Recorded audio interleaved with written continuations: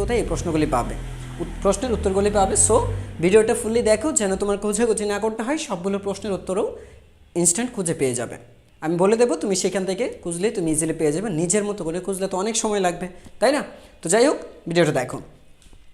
তো আমি এখন যে এই যে পার্ট, এই যে চ্যাপ্টার হচ্ছে 8-এর এই ভিডিওটা, অর্থাৎ রেচন প্রক্রিয়া যে ভিডিওটা আছে, চ্যাপ্টারটা আছে আমাদের রেচন সংক্রান্ত।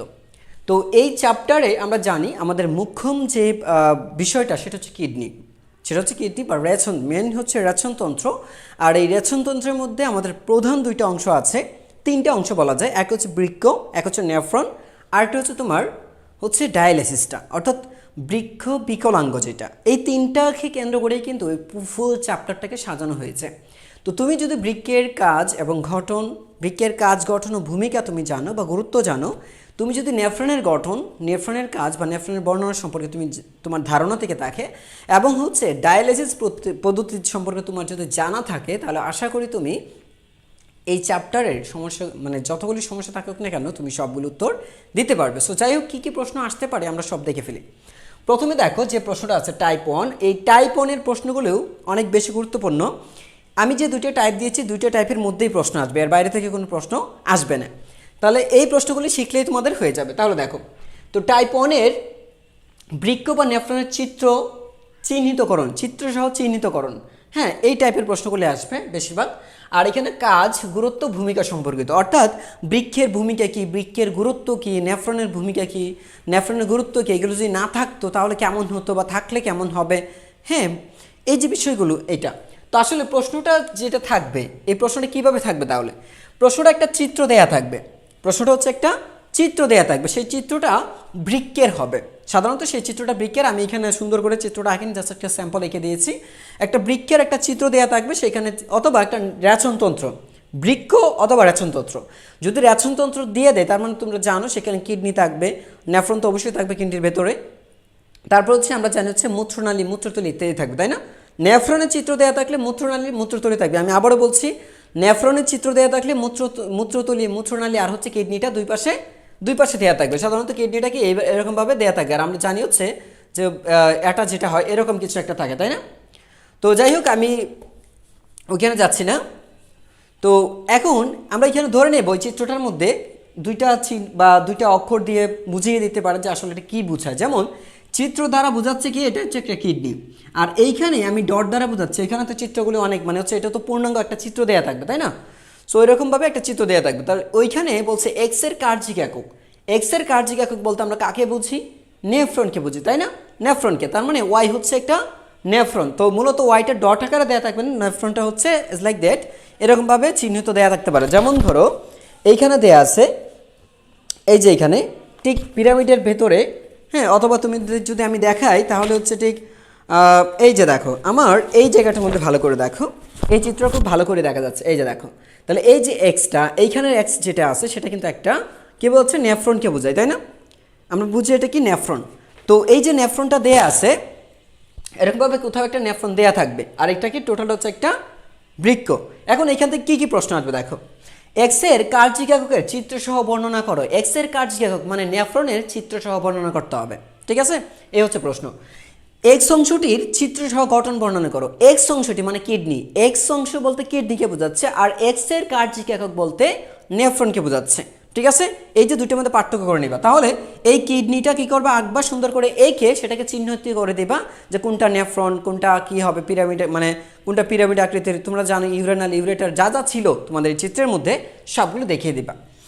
এক্স বিকল হলে কিভাবে দেহ থেকে বর্জ্য পদার্থ নিষ্কাশন করা সম্ভব?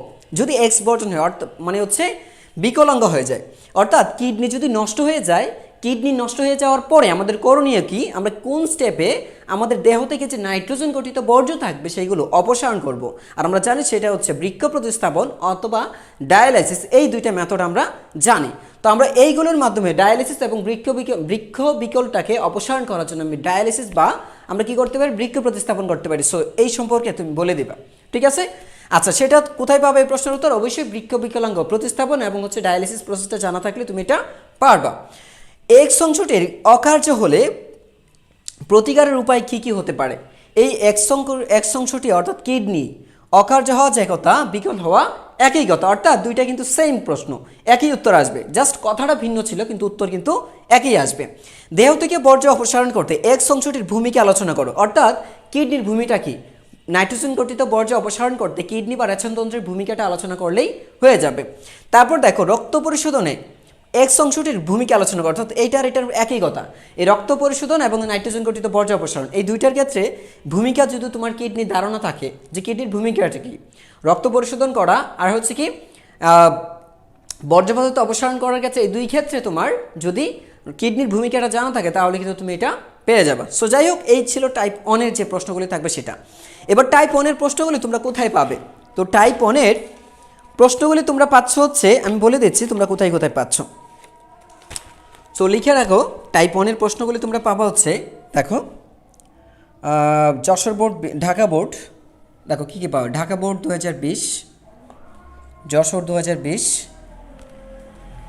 তারপরে চিটাগাং বোর্ড 2020-এ পাচ্ছ। তারপর তোমরা পাবা হচ্ছে এটা দিনাজপুর বোর্ড 2020, দিনাজপুর 2020-এ পাবা।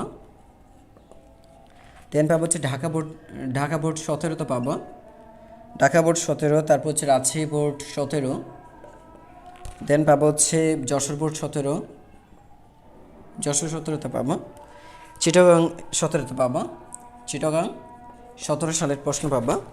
তারপর এই তো, তাহলে টাইপ 1-এর যে প্রশ্নগুলি আছে তোমরা কিন্তু এখানে এভাবে পেয়ে যাবা। এই প্রশ্নগুলোর উত্তর এখানে সব দেওয়া আছে। তো তোমরা যদি এই প্রশ্নগুলো একটু চোখ বুলিয়ে যাও, তো টাইপ 2-এর যে প্রশ্নটা আছে, তো টাইপ 2-এর প্রশ্নটা বলা আছে কোনো একজন ব্যক্তিকে উদ্দেশ্য করে যে রেচনতন্ত্রের কিছু বৈশিষ্ট্য দেওয়া থাকতে পারে, কিছু বৈশিষ্ট্য বা কোনো একটা অঙ্গের নাম দেওয়া থাকে, বৈশিষ্ট্যমূলক একটা অঙ্গাণুর নাম দেওয়া থাকতে পারে, অথবা সমস্যা উল্লেখ থাকতে পারে। কোনো একজন ব্যক্তির কিছু সমস্যা দেওয়া থাকতে পারে, যেমন ধরো যে ব্যক্তিটার রক্ত ও পানির প্রস্রাব বৈশিষ্ট্য যদি বলি, রক্ত ও পানির প্রস্তুত করে, মানে ওই অঙ্গটার বৈশিষ্ট্য। কাঁপুনি দিয়ে জ্বর আসতে পারে কোন ব্যক্তির, কোমরের পেছনে ব্যথা, এটা হচ্ছে তোমার হবে কোমরের পেছনে ব্যথা হতে পারে, কোমরের পেছনে ব্যথা। তারপর হচ্ছে দেখো প্রস্রাবের সাথে রক্তচাপ হতে পারে, মূত্রত্যাগের সমস্যা থাকতে পারে, ডায়রিয়া হতে পারে, দেহে পানি জমা হতে পারে, পানি নিয়ন্ত্রণ করতে পারে, আবার এটা অতিরিক্ত নাইট্রোজেন গঠিত পর্যায়েও জমা রাখতে পারে। মূল কথা হচ্ছে এখানে যে কোনো বৈশিষ্ট্য দেওয়া থাকতে পারে। তো যাই দেওয়া থাকতে গেলে সবগুলো কিন্তু একটাকে ইন্ডিকেট করছে, সেটা হচ্ছে মানে হচ্ছে সেটা বৃক্ককে, তাই না? সবগুলো কাজকে নিয়ন্ত্রণ করে, বৃক্ক নিয়ন্ত্রণ করে। তার মানে এটা একটা সহজ একটা প্রশ্ন মানে বুঝতে। তো এই সবগুলো বৈশিষ্ট্য কিন্তু দেওয়া থাকবে না, দেওয়া থাকবে দুইটা বা একটা বা দুইটো বেস দেওয়া থাকবে, সেগুলো থেকে তোমার বুঝে নিতে হবে যে আসলে এটা কিসের সমস্যা। আরেকটা বিষয় থাকতে পারে যে আমিষ জাতীয় খাবার, সতর্ক যে আমিষ জাতীয় খাবারের ক্ষেত্রে কিন্তু এই সমস্যাগুলি আরও বাড়তে পারে। সো দেখো এখান থেকে কী কী প্রশ্ন আসতে পারে। যদি প্রশ্ন আসে সেটা হচ্ছে উদ্দীপকের সমস্যাজনিত অঙ্গটির গঠন একক বর্ণনা করতে। গঠন একক বলতে উদ্দীপকের যে অঙ্গটি আছে সেটা অবশ্যই বৃক্ক আছে, তো বৃক্কর গঠন এককটা তোমার বর্ণনা করতে হবে।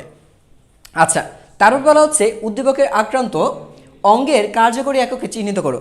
তো এইখানে যদি সমস্যা দেওয়া থাকে, যেমন ধরো যে কাঁপুনি দিয়ে জ্বর আসে, কেন আসছে, একটা অঙ্গকে নির্দেশ করছে, কোমরের পেছনে ব্যথা হচ্ছে, বা রক্ত পানি পরিস্থিত করা, এটা বাদ দেয় সমস্যাগুলো নাইট্রোজেন গঠিত বর্জ্য জমা রাখছে, ঠিক আছে? এই জমা রাখছে কে? জমা রাখলে তো একটা কিছু বিকলাঙ্গ হয়েছে, তাই না? একটা সমস্যা হয়েছে। এই সমস্যাটা কাকে ইন্ডিকেট করছে? অবশ্যই বৃক্ককে ইন্ডিকেট করছে। তাহলে বৃক্কের যে সমস্যাটা আছে সেটা কীভাবে তুমি করবা সেটাই বলছে যে কার্যকর এককে চিহ্নিত করো। আচ্ছা, আক্রান্ত অঙ্কের ওই বৃক্ষটারই বৃক্ষটা যেহেতু আক্রান্ত হয়েছে মানে বিকল হয়েছে, ওই বৃক্ষের এই কার্যকরী এককের, তার মানে কি নেফ্রন, ওই নেফ্রনের তুমি কাজ কী করবা? চিত্র অঙ্কন করে সেটাকে চিহ্নিত করে দিবা, প্লাস বর্ণনা করবা। পরে বলছি উদ্দীপকের অঙ্গের গাঠনিক এককের বর্ণনা দাও। উদ্দীপকের অঙ্গের গাঠনিক একক বলতে আমরা আবারও বলছি কোনটা কাকে বোঝায়, বুঝে গেছে অলরেডি হয়তো বা। গাঠনিক একক বলতে আমরা জানি হচ্ছে নেফ্রনকে বোঝায়, তাই না? আচ্ছা, তারপর বোঝাচ্ছে কোন ধরনের ব্যথা অধিক কার্যকরী। এখানে বলছে ডাক্তারের পরামর্শ অনুযায়ী সুস্থ জীবনের জন্য এক্স ব্যক্তির কোন ধরনের ব্যবস্থা অধিক কার্যকরী। মানে হচ্ছে যদি ব্যক্তির মানে এই ধরনের অ্যাঙ্গেল যে দেহে পানি জমে গেছে, রক্তের সাথে প্রস্রাব যাচ্ছে, বা দেহে নাইট্রোজেন গঠিত পদার্থ জমা হয়েছে, তুমি কিছু আমিষ জাতীয় খাবার খেয়েছিলে, তোমার সাথে সাথে তোমার জ্বর আসছে, কোমরের পেছনে ব্যথা হচ্ছে, অথবা এই ধরনের কোনো সমস্যা থেকে, সমস্যা কাকে বোঝায়? বৃক্কের বিকলাঙ্গকে বোঝায়। তো যদি বৃক্কের বিকলাঙ্গ হয় সেক্ষেত্রে অবশ্যই তোমার কী কী স্টেপ নিতে হবে? সেক্ষেত্রে অবশ্যই ডায়ালাইসিস অথবা বৃক্ক প্রতিস্থাপন, ডায়ালাইসিস অথবা কি বৃক্ক প্রতিস্থাপন, তো এইটা করলেই হয়ে যাবে। তারপর বলছে রক্ত হতে বর্জ্য পদার্থ রক্ত হতে কি বর্জ্য দ্রুত অপসারণের ক্ষেত্রে কী পদ্ধতি অবলম্বন করবে, হয় ডায়ালাইসিস নয়তো কি প্রতিস্থাপন। গুরুতর হলে আমরা জানি কি করতে হয়। সো এইটা তুমি এইখানেও সেম একই প্রশ্নের উত্তর দিতে হবে।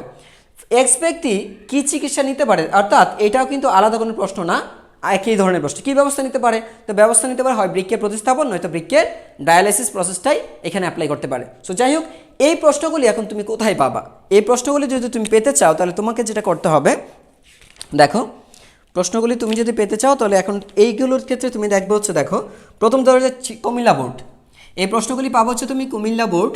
দেখো কুমিল্লা বোর্ড 2020, কুমিল্লা বোর্ড 2020, সকল বোর্ড 2018-তে পাবা, সকল বোর্ড 2018। তারপর হচ্ছে Chittagong Rajshahi board, Chittagong board Rajshahi board 2019-এ আছে, চিটাগাং রাজশাহী 2019-এ পাবা। তারপর পাচ্ছ হচ্ছে তুমি বরিশাল বোর্ড 2020-এ পাবা, বরিশাল বোর্ড 2020, কুমিল্লা বোর্ড 2020 তো লিখে ফেললাম।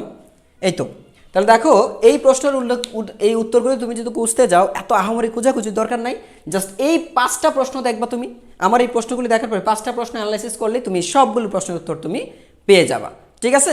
তো এই ছিল আমাদের এই অধ্যায়ের জন্য মেজর সৃজনশীল। আশা করি এইখান থেকে তোমাদের কমন পড়বে এক সেট, এই 2টা টাইপ থেকে একটা সেট কমন পড়বে, এটা কনফার্ম থাকো, ঠিক আছে। তো সবাই ভালো থেকো, সুস্থ থেকো, আর পরবর্তী ভিডিওগুলো দেখার জন্য অবশ্যই চ্যানেলটিকে সাবস্ক্রাইব করে রাখো, পাশাপাশি বন্ধুদের একটু মেনশন দিয়ে মানে বন্ধুদের কাছে একটু শেয়ার করে দিও, যেন তারাও যেন উপকৃত হয় এই সাজেশনটি থেকে। তো সবাই ভালো থেকো, আল্লাহ হাফেজ।